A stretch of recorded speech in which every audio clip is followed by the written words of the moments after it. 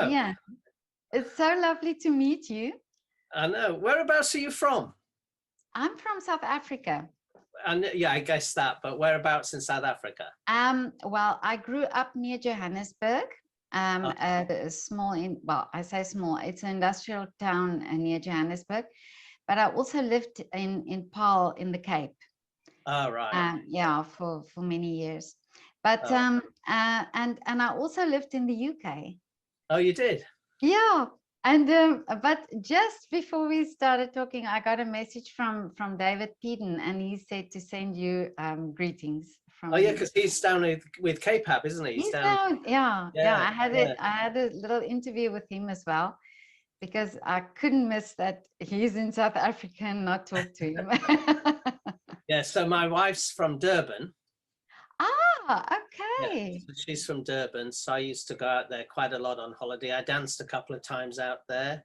Yeah, And then we went to Pretoria when yeah. they built the new State Theatre. So she did the official opening with Egon Madsen. Really? Yeah, so I was in Pretoria for, I think, 2.5 weeks, I think. My goodness. Yeah, a long time Oh, ago. so she had a connection there at this because I was actually speaking to somebody today in South Africa and asking about the State Theatre, and there's not much going on there, it seems. Yeah. Yeah, no, when we were there, it was all the state of the art, but no one really knew how to work it. And yeah, she just came in, and I can't remember, they did quite a few performances. It was Giselle, obviously, that Yeah. they both did. And it was Egon Madsen was retiring, and he was going to be taking over Frankfurt Ballet. Yeah. And they were in London, and they got together, and he suddenly said, "Oh, we danced Lady and the Fool together, but Maggie, I always wanted to do Giselle with you."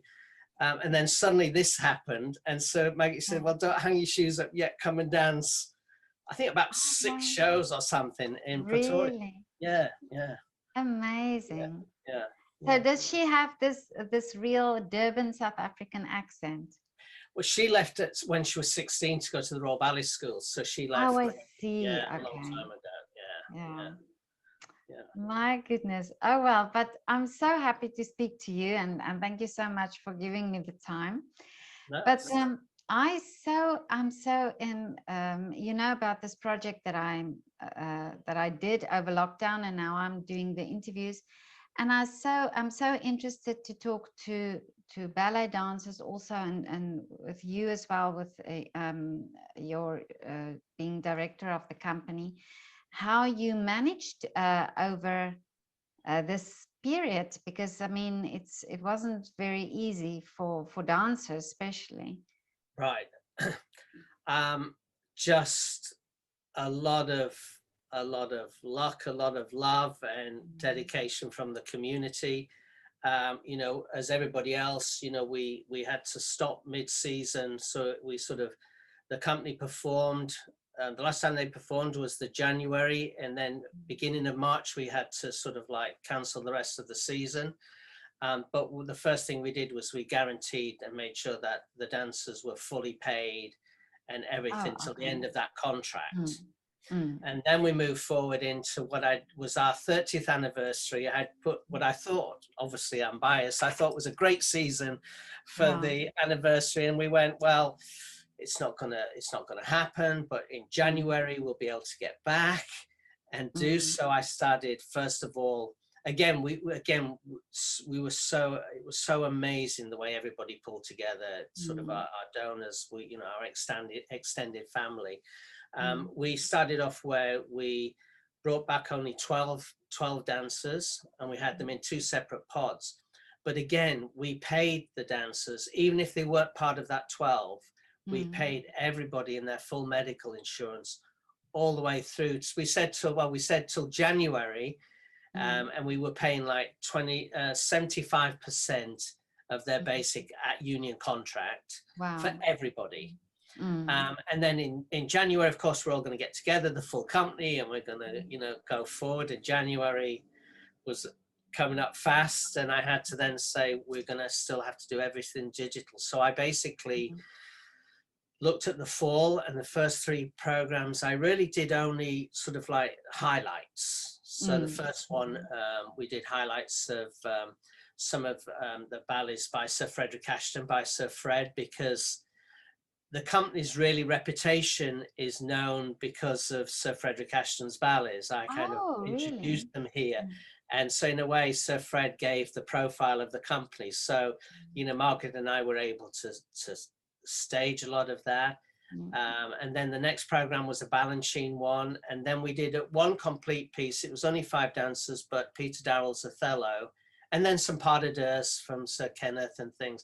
But it was really just sort of like small sections so we could bring, you know, a few people together. But I mean, again, we had the most amazing experience because we did Sir Fred's Thais pas de deux, and Sir Anthony Dowell zoomed into the studio and coached the dancers, and we recorded it and put it part of the package. So everybody from Sir Anthony, everybody's really was, you know, so supportive of what I was trying to do. Like everybody else, we were just literally turning and trying to do. So we ended up doing the whole season digital. You know, the Balanchine Trust were tremendous. Everybody, you know, Chris Wheeldon, Lady Macmillan, so many people. We did a whole Paul Taylor program, but all of today's dancers, because we have a lot of, because for those of you who don't know, I'm what they call a Bunhead, so I'm all into the history and everything. So we have a lot of archives, but I felt it was important to have our dancers working right now on the pieces, filming it and sending it out. So by the end of the season, we were able to get every single dance had the chance to perform either digitally or a couple of outside shows. So yeah. So, but we managed. Sometimes I don't know how. But I find this incredible, really, that you are, you know, that I hear that from many artists, how they just find a solution and really be very creative with it, you know, even if it's online and this type of thing, but that there is really something special. And I personally think these things will be one day very precious, because I mean, it comes from a very unique time that everybody was affected by this pandemic, you know. Right, yeah, it was. And it was, you know, that whole thing of where, in a way, we are the greatest arts. The ballet dance is the greatest art form, because we can bring in all the other aspects, whether, you know, the music comes through our bodies, or we get, you know, like the famous designers, or, you know, we can have a singer, a narrator. So we've got all that together. But in this situation, it was one, I'm sure everybody in the dance world will agree, it was one of the hardest, because we can't just go into a park and recite Shakespeare or sing an aria, because we have to have health and safety with the floors and everything like this. So it was a huge amount of work, but it was really, the dancers were just so incredible. They literally were, you know, would do anything for us. They were all so supportive of each other, you know, and that's why, you know, we treated everybody the same. We made sure we looked after everybody. Yeah, because this is and you're saying now that, you know, this art form, and this is why I speak to so many dancers as well, because I want to you know, let people understand that it's not, their bodies are really their instrument. So for them to be off for a certain amount of time, and it's not like over the summer that they can still go to the gym, or they can, you know, do some form of exercise. This was literally housebound, you know, and the bodies must have changed in that sense, or in a way where the muscles are not used for that amount of time that they normally do rehearsals and class and all of that every day. So did you find that as well with your dancers, that they felt a bit? Yeah, it was, I mean, it was, so many aspects was heartbreaking. I mean, at the end of it, there was a lot of things that were positive about, you know, what we were doing, but the basic thing of a dancer trains for all those years, and their careers are so short compared to the amount of training they usually do. So they had a year and a half taken away from them. So you had some dancers who were, like in our company, we had one of the dancers, but in other companies where this was going to be the last season. So they didn't even get the chance in many cases to do a farewell, say thank you to the audience, and the audience to thank them for all they'd done. So there was all those elements that you struggled with. And, you know, Zoom, you know, we sort of, you know, looking at all the things, everybody turned to Zoom, which has been amazing. But we were doing classes where we were zooming out to them at their home, and you go, but health and safety. No, please don't jump on your kitchen floor. Yeah. It was like, or just when they're doing a grand back, my mind the you know, the pan of pasta on the oven as you're kicking out, be careful. It was all like crazy time.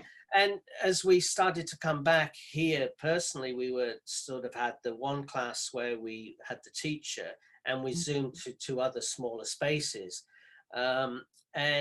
And I went down one day and there was some trouble again with the internet. And so I went, okay, quickly, I'll just do a quick bar with you all in that, and then join the other bigger group, and we'll social distance even more, but we can manage it.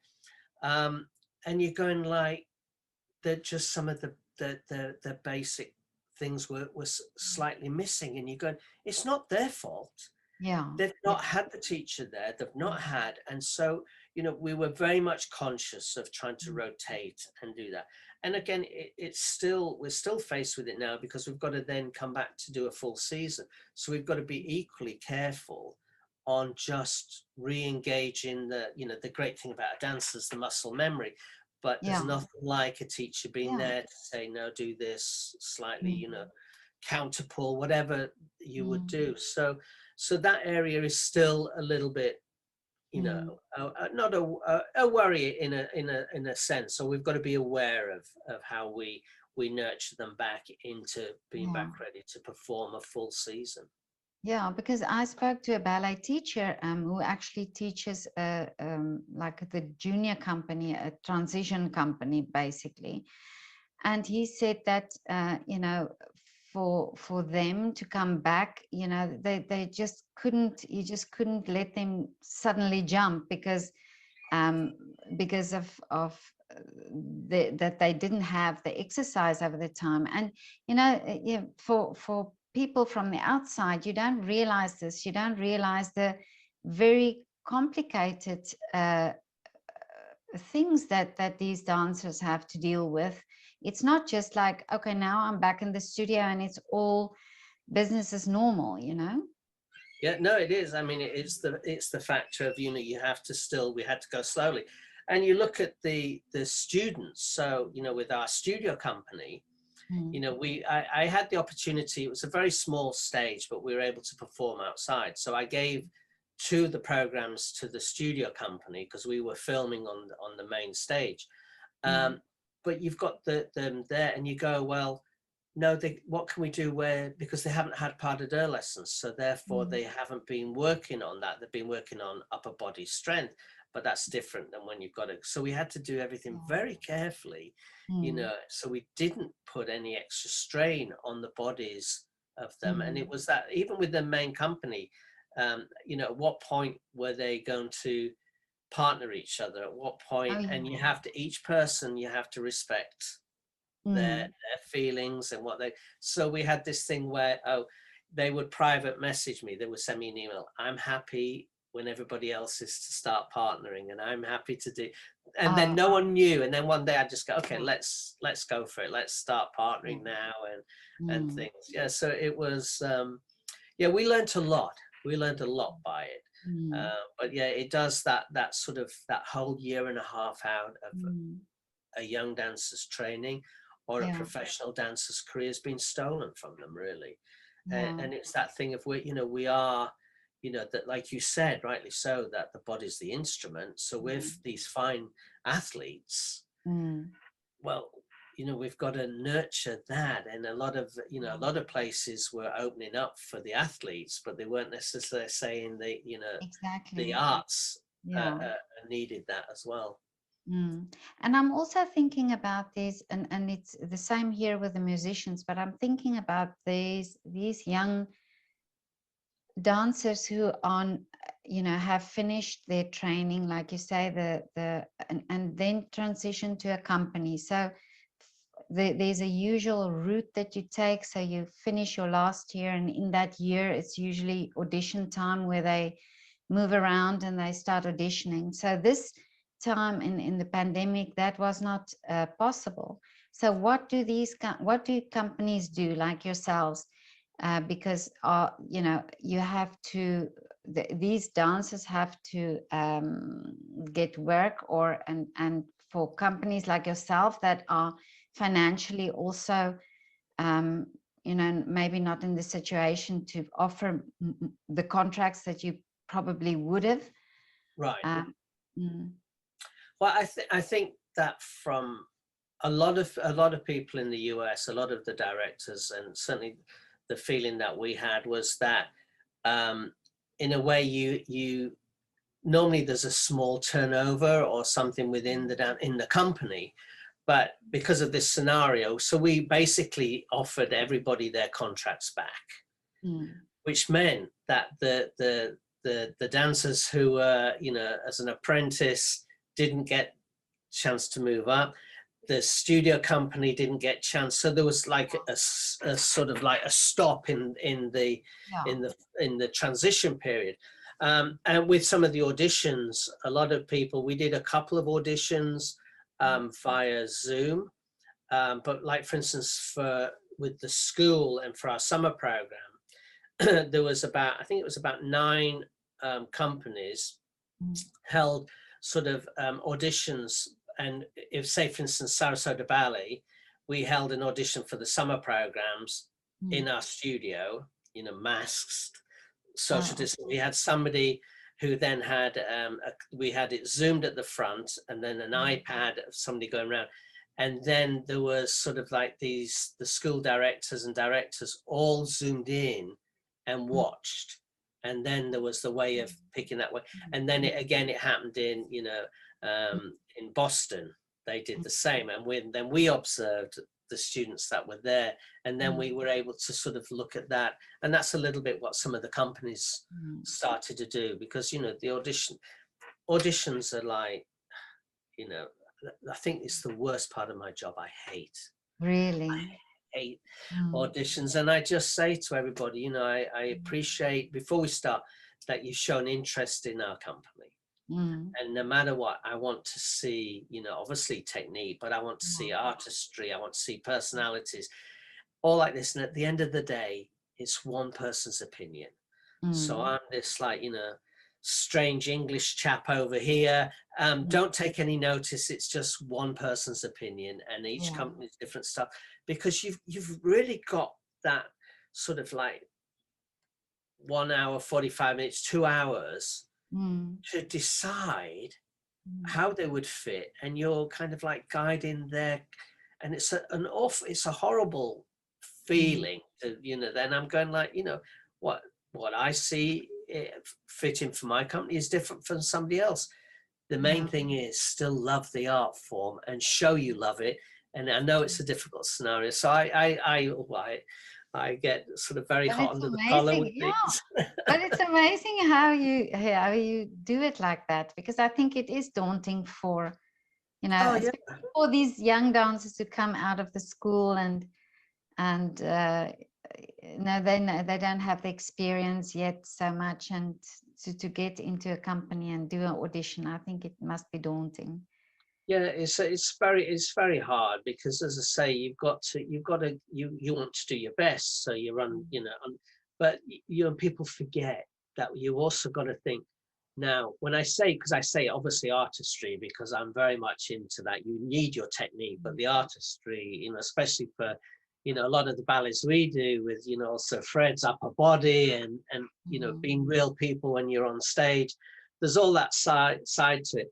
But you've also got to remember that when you go on tour, or when you're doing so much, you've got to know that you all together, that you want to know what the personalities are, because it's all part of a company life. And I think that's hard for people to understand and get that over in that short space of time. Yeah, no, I can imagine.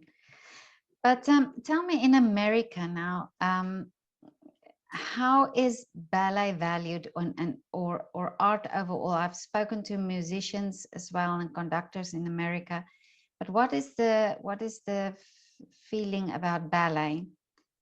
Well, I think that yeah, it's sort of like, you know, there's so many companies over here of all Mm, different, from the big guys to us down below, and you mm, know, we each have our own sort of like vision for it. I mean, I'm incredibly lucky to be where mm, I am. So Sarasota is in Florida. mm. And it's a lot of it's a place where a lot of people retire to. So a lot of Oh, the okay. people from, you know, the big cities, New York, Boston, Chicago, Mm, they all come here to retire. So they've been used to, like, you know, I see, even now, I've 14 years I've been here. You still mm. say, oh, well, we're from New York, so we just go to New York City Ballet. So we thought we'd give you guys a try or whatever. Yeah. So like this, but we have, you know, I feel that Sarasota is like the diamond in the crown of the arts of Florida, because we Really? have, you know, a great Mm, opera company. It's the only opera company in the world to have done all Verdi's operas. You know, really? Mm, yeah, we've got two great theatre companies. We've got an mm, amazing orchestra. You know, there's obviously the ballet company, and we've now come up to sort of be acknowledged doing things. So mm, for us here, and that's how we were also so mm, fortunate, because, you know, genuinely people here, they move here, they're part of our family, and mm, they made sure they were really very from the beginning. How are you going to survive? What are you going to do? mm, So they really made sure. They were so generous, mm, and, you know, so, you know, we were in touch with them all the time, so they knew there was nothing kept in the dark. mm, So we're very lucky here, because they really, you know, adore the company, they adore the dancers. So we're able to do these, you know, ballets that are mm, really, you know, a mixture, the company, because I always say that our DNA is really the history and respecting the history. So, you know, as I said, we yeah. do a lot of, you know, Sir Fred's ballets, a lot of Mr. Balanchine, folking. We've done a lot of, you know, and a mixed rep, you know, Martha Graham, things like this, you know, Paul Taylor. Choreographers of today, so you'd go, okay, so, you know, Christopher Wheeldon. Chris has been Mm, tremendously supportive of us. You know, my first year I had Sir Matthew Bourne here. We did one of Matthew's works here, the first ballet company ever to do one of his works. mm, So people of today, and then also the future. So we always make sure that we're having, you know, world premieres, so the dancers are having that experience of having something made on them. mm, And partly, as I say, you know, the Bunhead side of me is that I was so fortunate, you know, Margaret and I, we were so fortunate to have a career like we had, work with those mm, amazing, amazing choreographers. mm. So I always try to, when we're going to do a ballet, if the choreographer's not here, to bring somebody who has directly worked with them and Oh, directly, okay. Yeah. so the information is passed on the best as we can, you know, so there's not that Mm, fear of getting lost, you know, mm, and that's sort of like, so you know, that's our DNA really. So it's a real mixture. yeah. But that's wonderful. And then you get the company is not state funded. It's all private sponsors. Yeah, it's sort of like, you know, coming from England, where, you know, Wow. it's all, you get all the government funding, although it is changing there. Here it's all, you know, private, and in Sarasota there's no real big sort of like companies, there's no big corporations, so there's, you know, very little. It really relies on individual people's generosity Mm. and things. So yeah. Um, and then another question. I wonder sometimes the ballet world, um, people have very many misconceptions sometimes about ballet.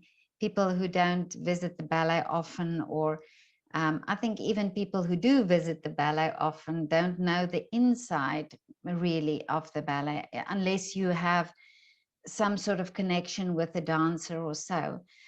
Right. Um, do you think that is, do you think ballet dancers and ballet companies should be more say, showing, you know, the real side, not just these pictures that you see of ballet dancers' feet that is, you know, mutilated.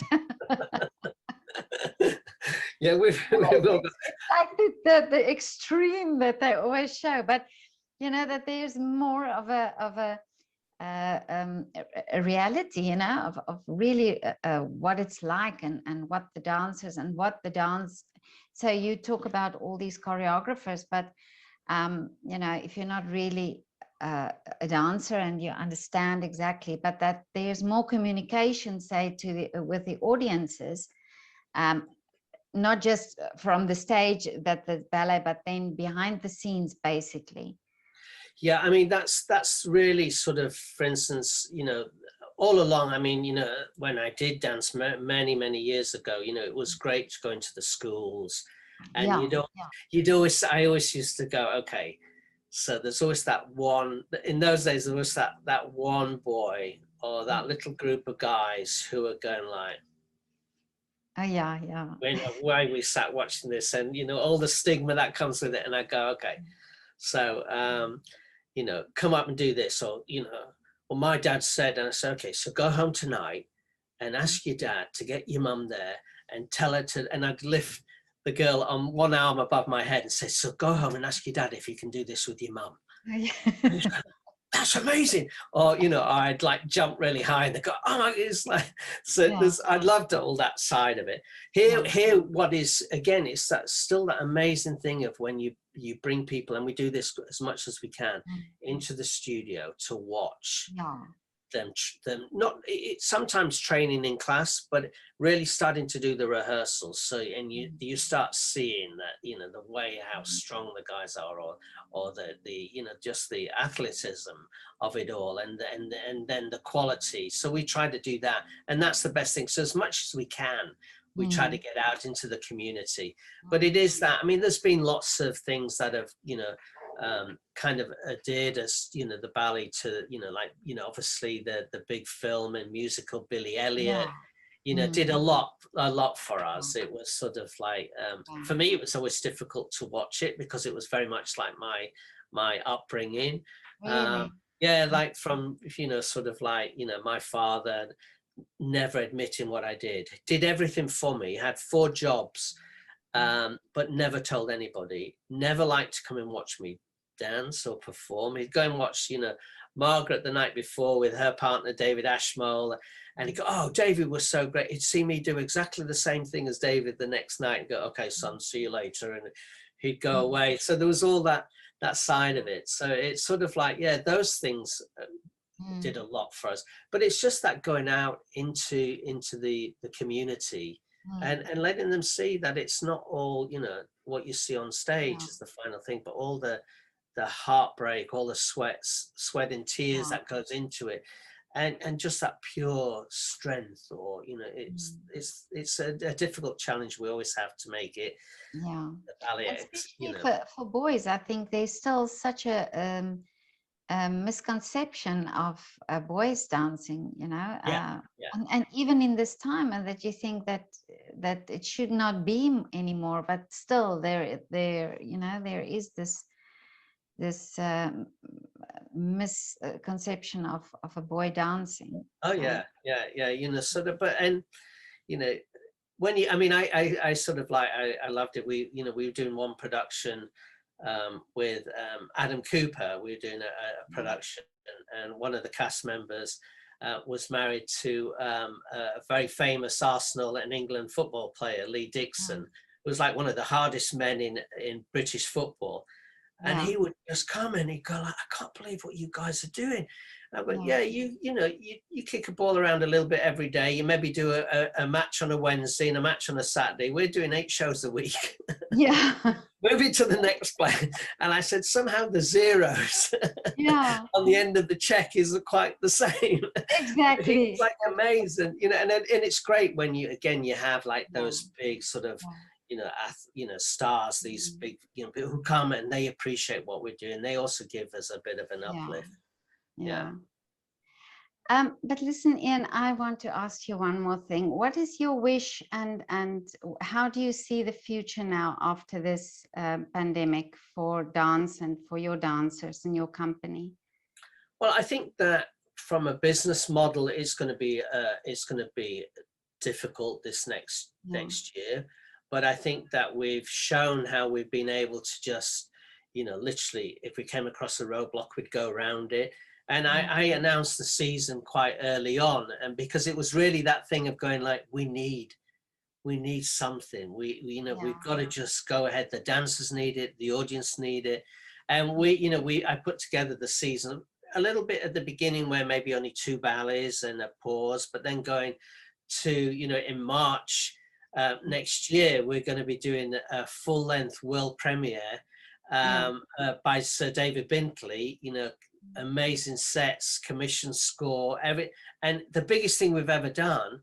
And there's that moment of like, well, should we delay it for another year? And I was like, no, we've got to have that big shining thing for us all to move to inspire us to. So yeah, so I think that, and I think there's that a lot of us have, in a way, I think that a lot of dancers are suddenly appreciate far more the art form.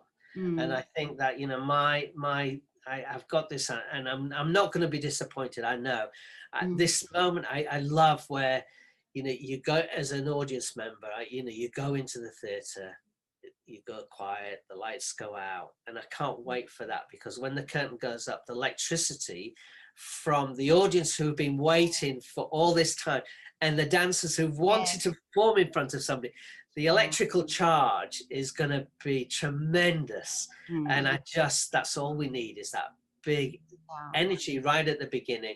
And I think we'll slowly get through, all this next season. So, it's all going to be positive, and we've got still very much health and safety of the dancers and the audience, but we don't know. So we've got, if this happens, we'll change, or we can maybe add something.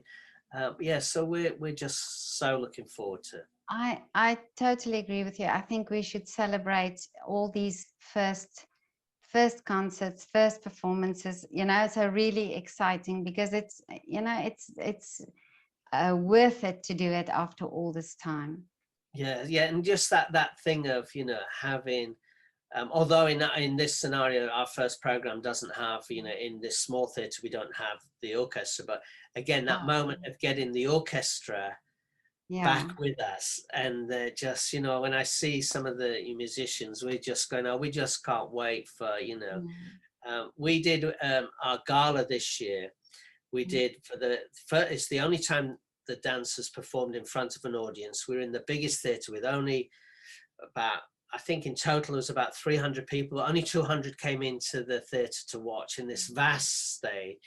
And we did, before I got a quartet to play from the orchestra, and they were playing, sort of one of the ballets we'd done, and the dancers backstage were remembering the ballet that they were hearing, not what they were going to be doing. But it was that thing of afterwards, the dancers, it just meant so much that you played that before and they were going like this, 2 great art forms, and just desperate to get back together and go.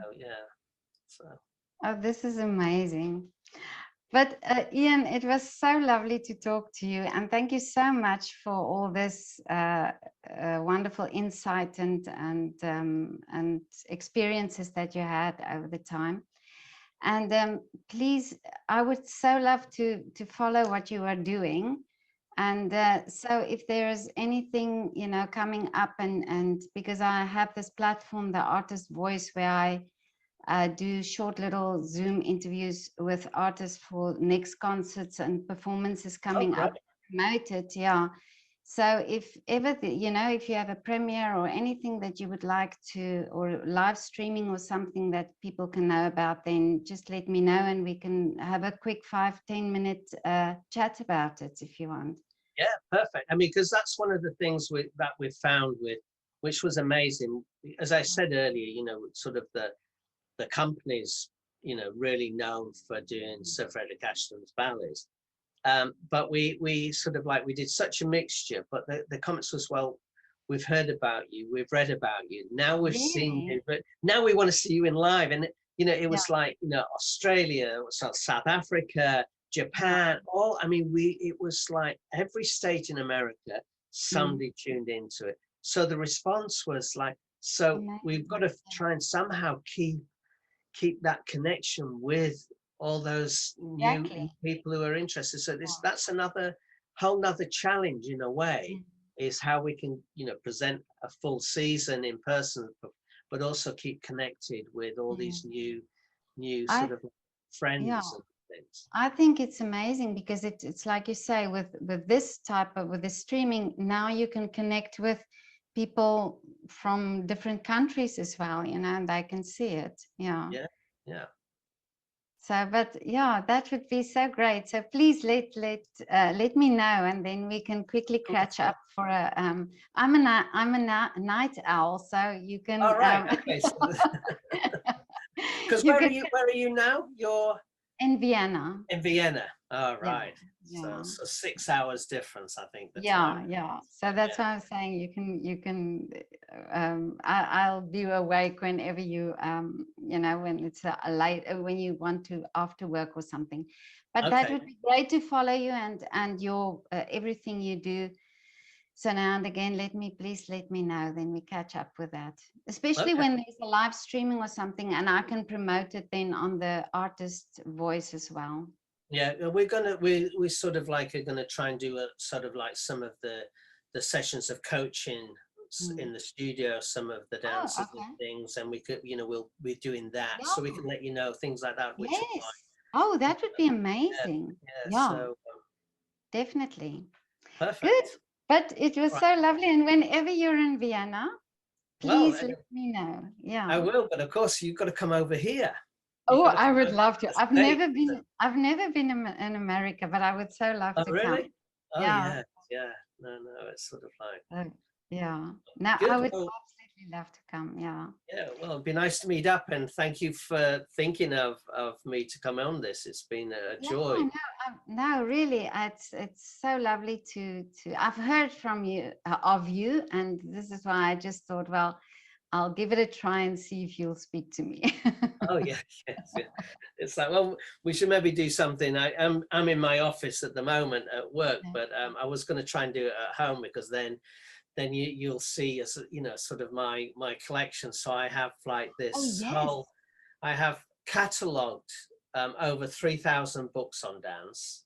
Oh So then I wow. have all the lithographs. So I'm a real, when I say a bunhead, I'm like You are. Oh, okay. the full things, like being behind the bit, you know, Nureyev and all the different, you know, Amazing. Dowell and stuff. And Okay, so it's, next time we'll talk from your home, and then I want yeah, to see. so then you can see some of the collection. It'd be Yes. like fun. Yeah. Yeah. Okay. Well, Okay. lovely to speak to you. Lovely to speak to you, and have a lovely afternoon. Okay, take care. Thank Bye. you. Bye. Bye.